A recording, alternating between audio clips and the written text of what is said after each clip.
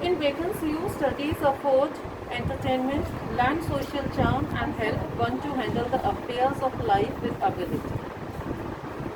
We can delightfully spend our leisure by reading books. Secondly, while conversing with others, we can impress them with our knowledge of books. And moreover, the ability acquired from study can well be exhibited in the right judgment and proper disposal of business.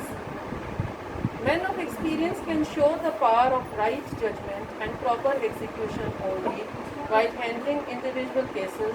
That is, they can handle successfully business affairs as they come up one after the other, but they cannot frame principles which may guide businessmen in their affairs. Such as principles can be framed only by men of deep and wide study. Learned persons may prove themselves best for planning, systematic arrangement and rules which we may apply to particular cases. Lazy men devote too much time in studying. Some persons make an excessive parade of their knowledge to impress others. It is the tendency of a bookish man to be guided solely by the rules laid down in books. The natural ability of man is like a wild plant which can be perfected and beautified by studies. Books suggest only broad principles which can be successfully applied to particular cases, provided we have the requisite experience of life. Different persons have different views about studies. Cunning men condemn or blame, simple men admire, and wise men get benefited by studies. A more valuable wisdom than that contained in books can be got from the experience of life.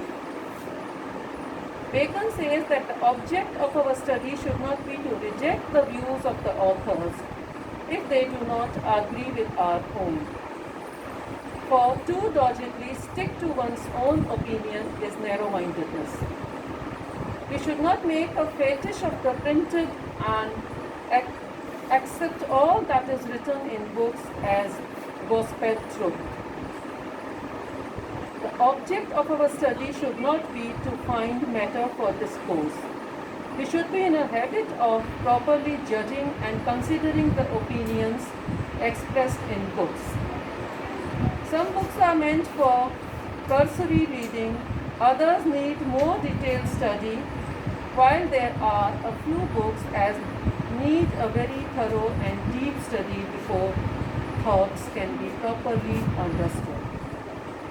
The books on less important subjects are ready by deputy, and in them extracts are borrowed from other books.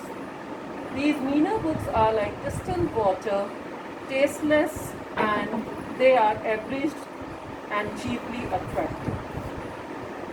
By reading, man's mind becomes a rich store of knowledge. Conversation enables to be quick-witted, and writing helps him to meditate and remember and gain accuracy.